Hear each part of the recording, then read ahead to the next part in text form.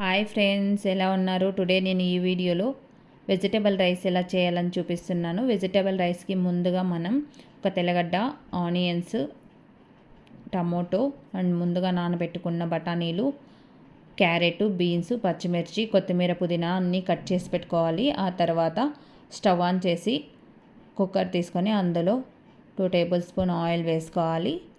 అందులో ఆవాలు, చెక్క, లవంగాలు, యాలక్కి కూడా యాడ్ చేసుకోవాలి. ఆ తర్వాత మనం ముందుగా కట్ చేసి పెట్టుకున్న ఆనియన్స్, తెల్లగడ్డలు వేసి బాగా ఫ్రై చేసుకోవాలి. ఆ తర్వాత వెజిటేబుల్స్ కూడా వేసి బాగా ఫ్రై చేసుకోవాలి.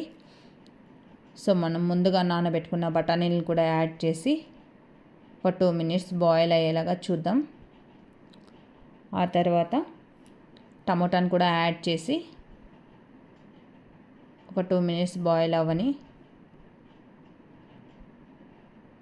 ఆ తర్వాత మనం కట్ చేసి పెట్టుకున్న కొత్తిమీర, పుదీనా కూడా యాడ్ చేసుకొని బాగా బాయిల్ అయిన తర్వాత మీరు ఎంతైతే రైస్ తీసుకుంటున్నారో దానికి డబల్గా వాటర్ వేసుకోండి. నేను 2.5 గ్లాస్ రైస్ తీసుకున్నాను. సో 5 గ్లాస్ వాటర్ వేసుకున్నాను.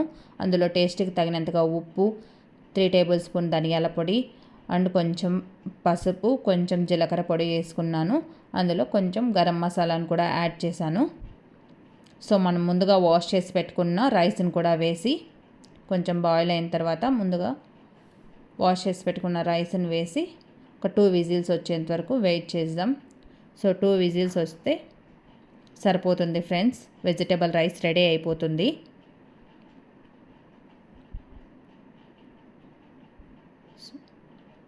సో 2 విజిల్స్ వచ్చాక చూడండి రైస్ ఎలా అయిందో. బాగా పొడి పొడిగా టేస్టీగా బాగా అయింది ఫ్రెండ్స్, చాలా బాగుంటుంది. ఈ రెసిపీ బ్రేక్ఫాస్ట్లో కానీ లంచ్లో కానీ మనం తినొచ్చు ఫ్రెండ్స్, చాలా బాగుంటుంది. సో ఈ వీడియో కనుక మీకు నచ్చినట్లయితే please like, share and subscribe me friends. Thank you.